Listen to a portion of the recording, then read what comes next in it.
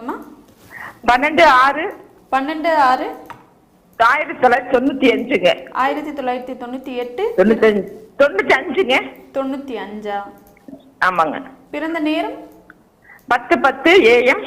10:10 AM பிறந்த பிறந்த இடம் ஈரோடுங்க. ஈரோடு. ராசி நட்சத்திரம் லக்னம் சொல்லுங்கம்மா.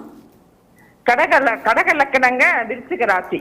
கடக லக்னம் விருச்சிக ராசி. அம்மா ராசி அனுச நட்சத்திரங்க. கடக லக்னம் விருச்சிக ராசி அனுச நட்சத்திரம்மா. தைப்பு இது வைகாசி விசாகத்திற்கு அடுத்த நாள் பிறந்த உயர்நிலை யோக ஜாதகம்மா. ஓகேங்க. 2ல் செவ்வாய். ஆமாங்க. ராசிக்கு 5ல் சனி. இந்த ஒரு விஷயம் மட்டும்தான் கொஞ்சம் ஒரு டல் அடிக்கும். ஏன்னா எவ்வளவுதான் யோக ஜாதகமாக இருந்தாலும் அந்த தசைகள் வரணும். சரி சரிங்க. சுக்கிர தசை தான் இப்போ நடந்துகிட்டு இருக்கு. சுக்கிர தசை அப்படிலாம் ஒன்றும் பெரிய யோகத்தை செய்யாது. ஆனாலும் சனி பார்த்திருக்கிறதுனால கொஞ்சம் பாபத்துவம் தான். இந்த சுக்கிர தசை இதுவரைக்கும் இருந்த புதன் கேது தசைகளை விட யோக தசை. சரி சரிங்க. ஆக இவருடைய வாழ்க்கை 33 வயசுல இருந்து உண்மையிலே நல்லா இருக்கும். சரிங்க. மேரேஜ் ஆகலைங்க. சரிங்க. என்னங்கம்மா இன்னும் கல்யாணம் ஆகலைங்க பையனுக்கு. என்னம்மா சொல்லிக்கிட்டு இருக்கேன்? 2ல் செவ்வாய்னு எதை சொல்றேன்? ஓ சரிங்க. 2ல் செவ்வாய்னா என்ன அர்த்தம்? குடும்பத்துல என்ன குடும்பம் அமையல அப்படின்னு அர்த்தம். ராசிக்கு 5ல் சனி. ராசிக்கு 5ல் சனின்றது குழந்தை பாக்கியத்தை தள்ளி போடக்கூடிய அமைப்பு.